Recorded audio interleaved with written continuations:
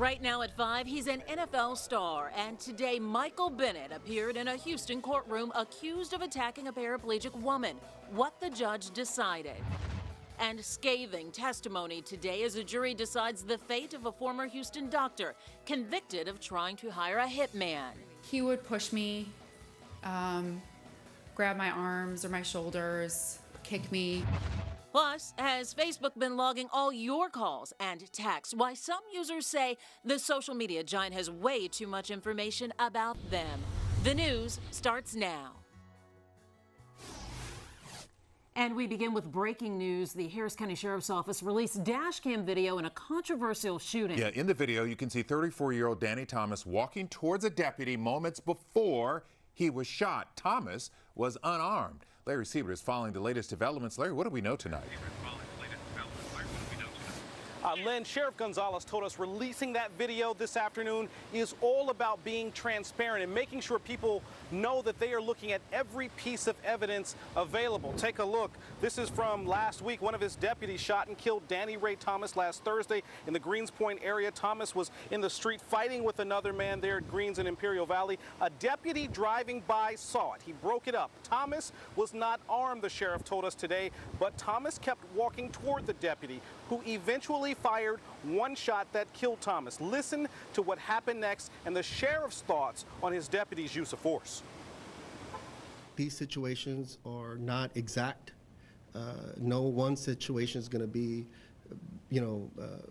exactly the same as, so there is some latitude there for the deputy to use everything in their totality to where it could be, again, from just simply giving verbal commands and using, hand strikes to, taser to, so it's a continuum.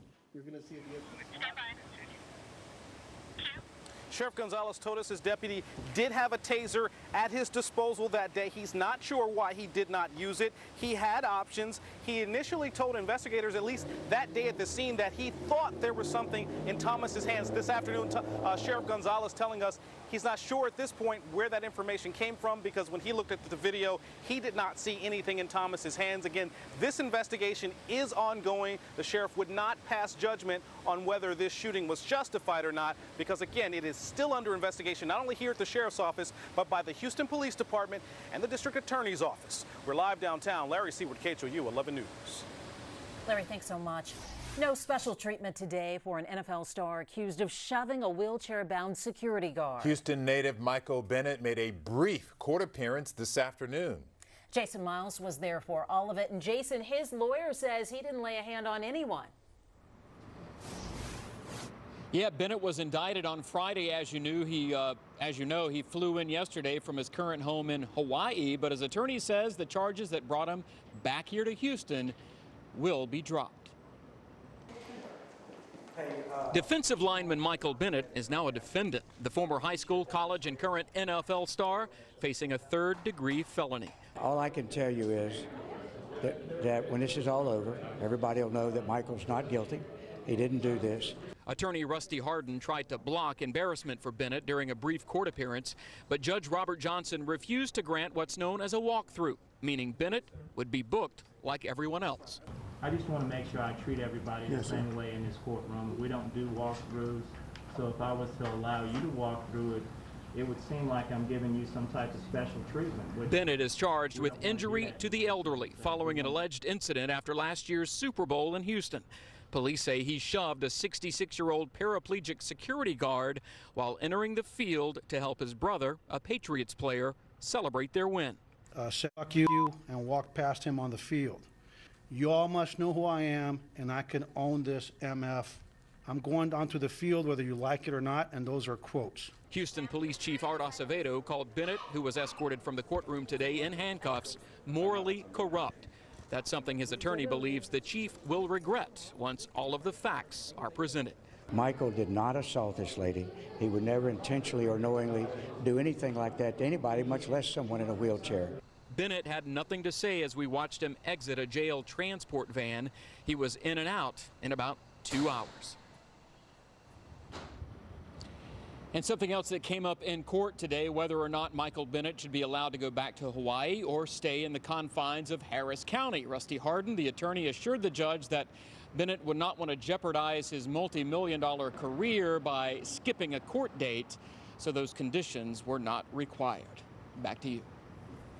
All right, Jason Miles with the courtroom breakdown there. Thanks so much. Right now, a jury is deliberating how long Leon Jacob will spend in prison after his conviction for hiring a hitman to take out his ex and his girlfriend's ex. Several people took the stand today with nothing good to say about Jacob. Stephanie Whitfield is at the courthouse tonight with the details. Stephanie? Len, the jury has been deliberating for about an hour, and just now the judge called everyone back into the courtroom, and we think there might be a verdict, but at this point it has not been read yet. But like you mentioned, a lot of ghosts from Leon Jacob's past came back to haunt him today. We're talking about his ex-girlfriend, his ex-wife, and even the family of a woman he had an affair with. Now, here's a quick recap for anyone who may have missed the first week of trial. Leon Jacob is a former doctor who was having trouble with his and his girlfriend's exes last year. He decided to hire a hitman to get rid of the problems, but the guy he hired was actually an undercover police officer. Now, the jury only deliberated for about an hour on Friday before deciding he was guilty. Now the prosecution is asking for a sentence of life in prison. One of their witnesses was Jacob's ex-wife. Here's what she had to say. He threatened that if I ever left, that he would kill me. He said that nobody would ever find my body because he was a doctor and he had access to chemicals that would dissolve my body. Yes. To the courtroom right now. We, the jury, having found the defendant Leon Philip Jacob guilty of solicitation of capital murder, assess his punishment of confinement in the institutional division of the Texas Department of Criminal Justice for life, assess a fine in the amount of $10,000. Thank you. May be seated. Do you have anything to say, Mr. Jacob, before I pronounce these sentences? No, sir. Okay, it's the order of the court then, Mr. Jacob, that you, having been found guilty of 2 cases of solicitation of capital murder, be now delivered by the Sheriff of Harris County to the Director of the Institutional Division of the Texas Department of Criminal Justice, where on both cases you shall serve a life sentence and be fully credited with all the time that you've already served on this case. All right, thank you. That's it. Anything further? I believe there's a victim. Oh, that's right. Victim impact statement, please.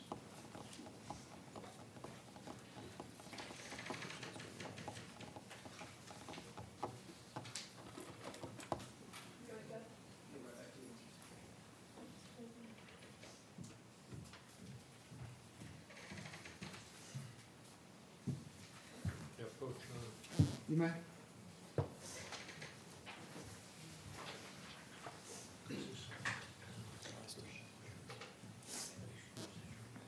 No, I don't think so.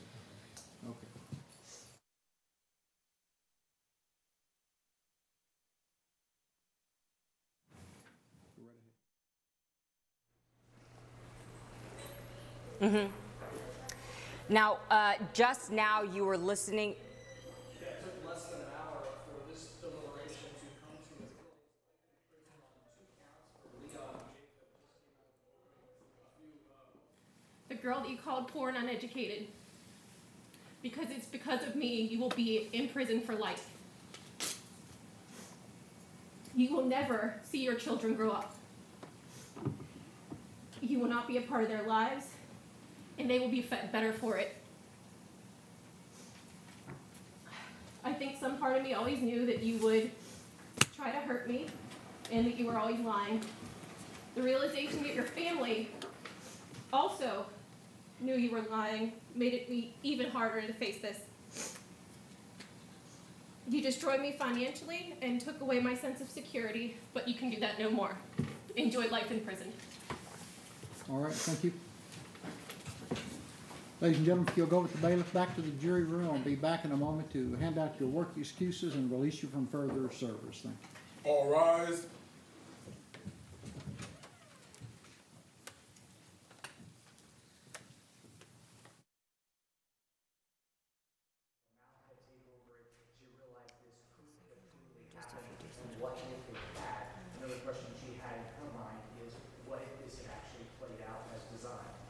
So she's expected to take it. Now, for the second time in just 3 days, the jury has come back after only an hour of deliberation. You just heard they sentenced Leon Jacob to life in prison. That was what the prosecution argued today was the only appropriate punishment for him for the 2 counts of solicitation of capital murder. Back to you in the studio. All right, Stephanie Whitfield reporting there live from the courthouse. Of course, the punishment handed down to Leon Jacob for solicitation of capital murder. He received life in prison. Yeah, and we just heard an impact statement briefly from his ex-girlfriend that was pretty powerful. So Leon Jacob, a case we've been following for quite some time, he's going to prison for the rest of his life. And now this. Stormy Daniels is suing President Donald Trump's lawyer for defamation. The suit against Michael Cohen comes just 1 day after the 60 Minutes interview where Daniels talked about an affair she alleges she had with Trump more than a decade ago. And I just felt like maybe it was sort of, I had it coming for making a bad decision for going to someone's room alone. And so what is the fallout from Daniels' accusations? Marcelino Benito has been looking into this for us. So, Marcelino, what were you able to find out here? So many people are still talking about this interview last night, guys. The allegation that a U.S. president had an affair is nothing new in American politics, but this is about a lot more than sex. Were you physically attracted to him? No. Millions could not look away. Did you want to have sex with him? No. But I didn't say no. As porn star Stormy Daniels opened up about her alleged sexual escapade with the President of the United States. It's a reality show that is reality, and I think that's why 20 million Americans wanted to watch it. The 60 Minutes interview earned its biggest ratings in more than a decade. It's not the affair. That's not the story now, but that's what draws people. But KHOU political analyst Bob Stein says this is about more than salacious sex details. We do have some evidence that she was paid a certain amount of money not to of course, talk about this affair. $130,000 of possible hush money and alleged threats. A guy walked up on me and said to me, "Leave Trump alone, forget the story." And then he leaned around and looked at my daughter and said, "A beautiful little girl, it'd be a shame if something happened to her mom." And then he was gone. President Trump's personal attorney has admitted he paid Daniels with his own money to keep her quiet about the affair, but denies any involvement in any threats. But the payment alone, 11 days before the election, is what may pose legal trouble.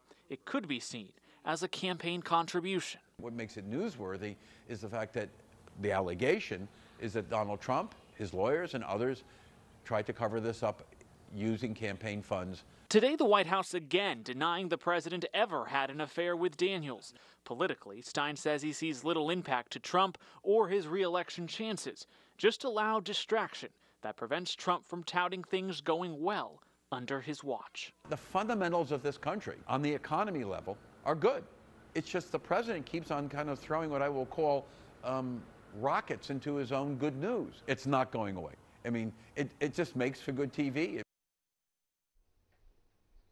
Now, Stein says the interview likely did not change public opinion. The president has not commented publicly or on Twitter. We know he's apt to do that often, but so far, silence. The only thing I heard that he said on Twitter was more fake news today. Yep. And that was it. Thank you, sir. We'll be right back.